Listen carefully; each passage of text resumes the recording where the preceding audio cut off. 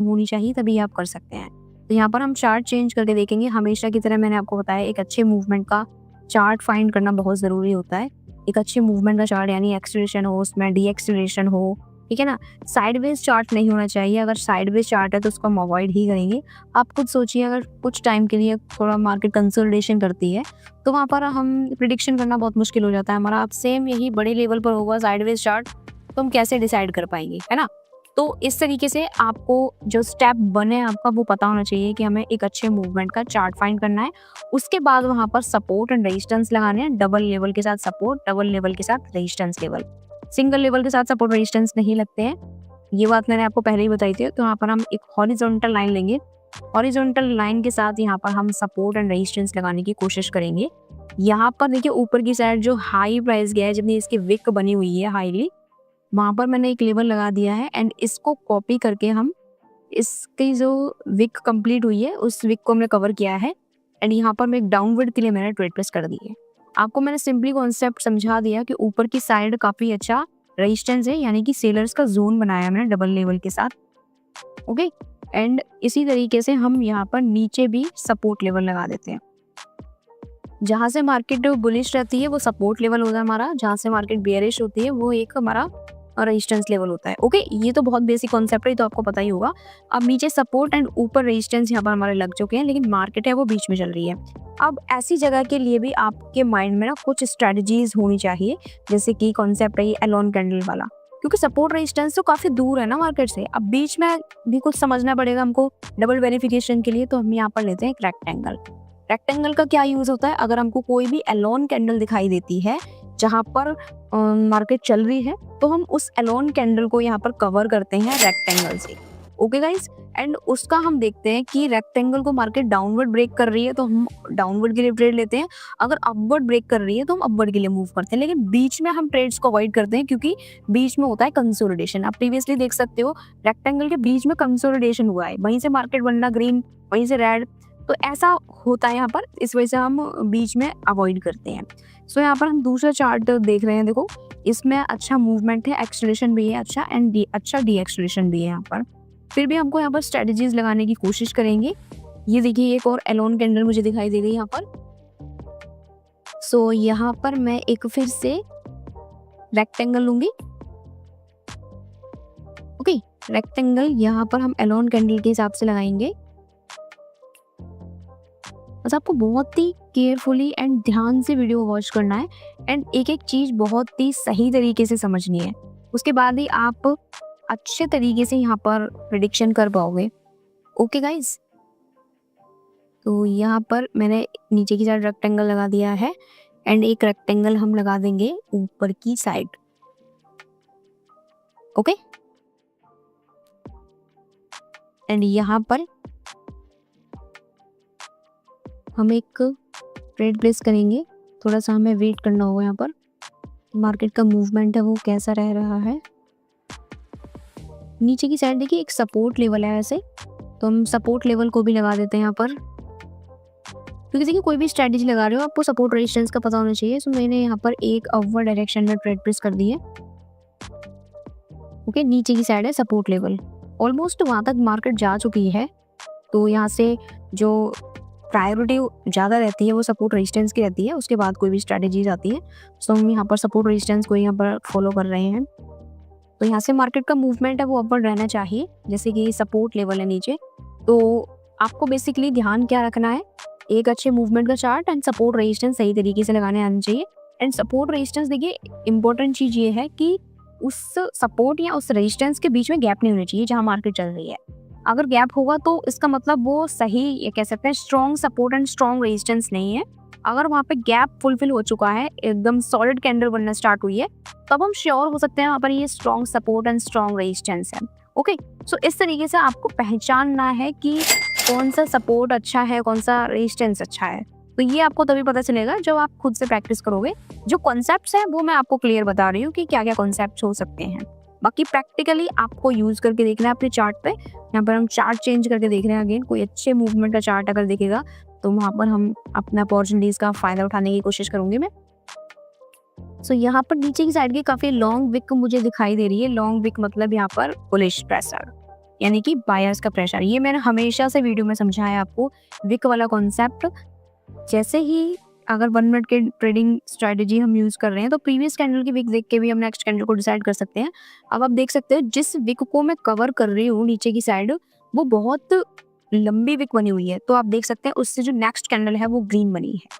Okay, यहाँ से market रहेगी तो बुलिश ही, लेकिन बस ये जो बड़ी रेड कैंडल बनी है ना, वो एक रिट्रेसमेंट कैंडल है एंड हो सकता है कोई पैटर्न बन रहा हो यहाँ पर, क्योंकि हिस्ट्री रिपीट होती रहती है chart patterns and candlestick patterns में। तो मेनली आपको जो फोकस करना है वो लॉजिक पर करना है, ना कि किसी वर्ड पर करना है कि हम किसी भी कैंडलस्टिक पैटर्न को क्या बोलते हैं। ये सब चीज़ें नहीं सीखनी है आपको, अपना माइंड को डेवलप करना है एंड लॉजिक समझना है कि यहाँ पर ट्रेड हम क्यों प्लेस कर रहे हैं, सेलर्स कहाँ पर ज़्यादा है, बायर्स कहाँ पर कम है। वो सारी चीज़ आपको समझने की ज़रूरत है। देखिए, जो भी मैं आपको समझा रही हूँ वो एकदम ऐसा कॉन्सेप्ट्स हैं जो मेनली यूज़ होते हैं। फालतू की चीज़ें मैं नहीं बताती कि हम इस वाली कैंडल को हैमर कैंडल बोलते हैं या फिर इसको ये बोलते हैं, ठीक है। उससे याद करने से कोई फ़ायदा नहीं है, बस आपको यहाँ पर प्रॉफिट बनाना है। प्रॉफिट बनाने के लिए आपको क्या क्या चीज़ें यूज़ करनी है वो मैं आज आपको सिखाऊंगी, ठीक है। आज क्या हमेशा से ही सिखा रही हूँ, तो आपको लगातार वीडियोज़ देख रहे हैं तो बहुत कुछ आप सीख गए होंगे। और हाँ, एक और ज़रूरी काम आपको करना है, इस वीडियो के कमेंट बॉक्स में आपको एक रेड हार्ट ड्रॉप करना है फॉर इंस्पिरेशन, ताकि जो वीडियोस की हम कंटिन्यूटी है वो लगातार कर पाए।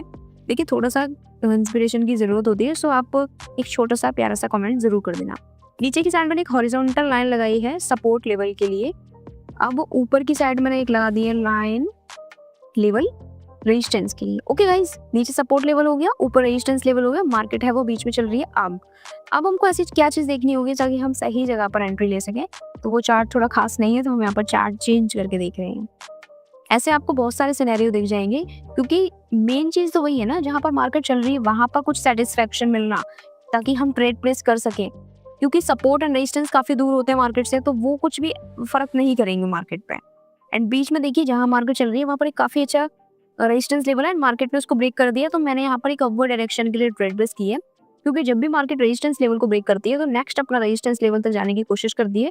एक छोटा सा रेजिस्टेंस था, यहाँ पर सेलर्स का प्रेशर था, उसको मार्केट ने ब्रेक किया है। इसका मतलब इस लेवल पर जितने भी सेलर्स थे वो अब बायर्स को, मतलब बायर्स उस लेवल को ब्रेक कर चुके हैं, यानी कि सेलर्स को बीट कर चुके हैं। होप कि आपको समझ में आ रहा होगा कॉन्सेप्ट। काफ़ी डिटेल में, काफ़ी डीप हो गया, इसलिए हो सकता है थोड़ा बहुत आपको समझने में दिक्कत होगी, लेकिन आप वीडियो को बार बार अगर वॉच कर लोगे तो आपको कॉन्सेप्ट्स क्लियर हो जाएंगे। ओके गाइज, अगर फिर भी आपको कोई भी डाउट रह जाए वीडियो में तो आप मुझे कमेंट बॉक्स में कमेंट कर सकते हो। ऊपर की साइड भी एक एलोन कैंडल है, उसका भी कॉन्सेप्ट हम यूज कर सकते हैं। बाकी थोड़ा सा हम वेट कर लेंगे इस ट्रेड को विन होने तक का। आने वाली वीडियोस में मैं कुछ चार्ट पैटर्न्स या फिर कैंडलस्टिक पैटर्न्स लेकर आऊंगी आपके लिए, ताकि आपको कुछ हेल्प हो सके एंड आप उसका यूज कर पाओगे।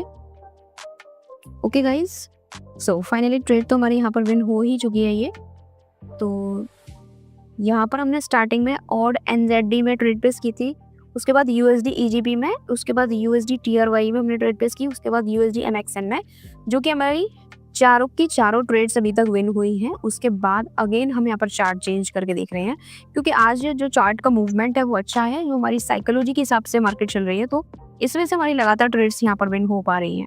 सो ऐसा हमेशा नहीं होता है, ऐसा कभी कभी होता है। तो बस आपको डेली अपना चार्ट ओपन करके देखना है कि आपके साइकोलॉजी के हिसाब से मार्केट चल रही है नहीं चल रही है। जिस दिन साइकोलॉजी के हिसाब से मार्केट चलेगी उस दिन आप काफी अच्छा प्रॉफिट कर पाओगे।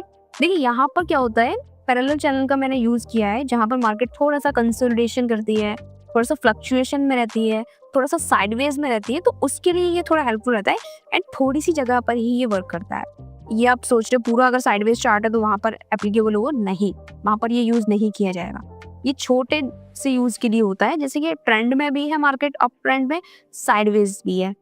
समझ रहे ना, अप ट्रेंड यानी कि मार्केट ऊपर जा रही है एंड बीच में कंसोलिडेशन होते होते मार्केट जा रही है, फ्लक्चुएट होते होते मार्केट ऊपर जा रही है। सो अगर इसी चैनल में मार्केट यहाँ पर रहती है तो हम यहाँ पर बुलिश के लिए एंटर करेंगे। नेक्स्ट कैंडल की अगर ये क्लोजिंग है वो कहाँ होती है उस पर मार्केट डिपेंड करेगी। अगर अंदर ही क्लोजिंग हो जाती है तो हम अपवर्ड के लिए मूव करेंगे। अगर यहाँ पर ब्रेकआउट हो जाता है इस चैनल का तो हम यहाँ पर डाउनवर्ड के लिए मूव करेंगे। ओके, सो यहाँ पर अंदर ही क्लोजिंग हुई है, सो मैंने यहाँ पर अपवर्ड डायरेक्शन में ट्रेड प्लेस कर दी है, क्योंकि काफ़ी टाइम से मार्केट है वो इसी पैरेलल चैनल के बीच में ही चल रही है, तो काफ़ी ज़्यादा हो सकता है कि मार्केट का मूवमेंट है इसी के अंदर ही होगा। सो बेसिकली ये आइडिया लगाया जाता है, कोई भी चीज़ देखिए 100% नहीं होती है, ट्रेडिंग में तो बिल्कुल भी 100% कुछ हो ही नहीं सकता। यहाँ पर हमेशा आपका 5 to 10% रिस्क लेकर ही चलना है आपको, एंड अपना इन्वेस्टमेंट भी उतना ही रखना है जितना आपका रिस्क कैपेसिटी हो। ओके गाइज, तो आपको किसी को देख के ट्रेडिंग नहीं करनी है कि ये इतना अमाउंट इन्वेस्ट कर रहे हैं तो हम भी कर सकते हैं। सबका पोर्टफोलियो अलग होता है, सबका माइंडसेट अलग होता है, सबके पास नॉलेज अलग होती है। अब देखिए यहाँ पर बिल्कुल रिवर्स हो गई है कैंडल हमारी।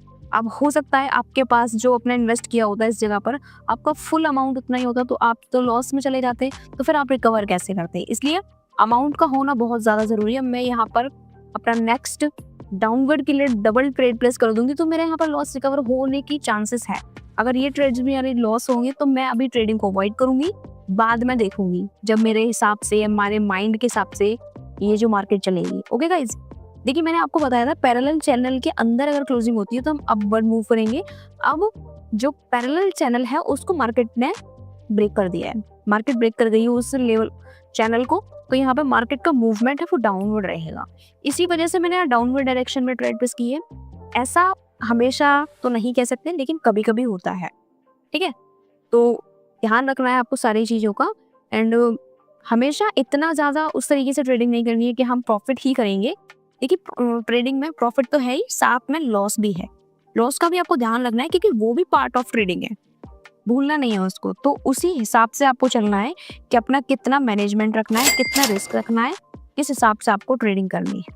बाकी कॉन्सेप्ट्स मैं आपको बताऊंगी कि किस तरीके से कर सकते हो, ये कॉन्सेप्ट होता है, वो कॉन्सेप्ट होता है, स्ट्रैटेजीज होती हैं, इंडिकेटर्स होते हैं, बाकी ये सब तो चलता रहेगा, लेकिन आपका जो रिस्क कैपेसिटी है वो आपको अपने हिसाब से देखनी होगी। ओके गाइज, सो यही था गाइज आज की इस वीडियो में। वीडियो पसंद आया हो तो लाइक जरूर करिएगा, एंड कमेंट बॉक्स में एक प्यारा सा कमेंट जरूर करना। चैनल पे पहली बार आए हैं तो सब्सक्राइब करना बिल्कुल भी मत भूलना। लास्ट में हमने दोनों ट्रेड्स हमारी विन कर ली एंड हम प्रॉफिट में रहे हैं। सो मिलते हैं गाइज नेक्स्ट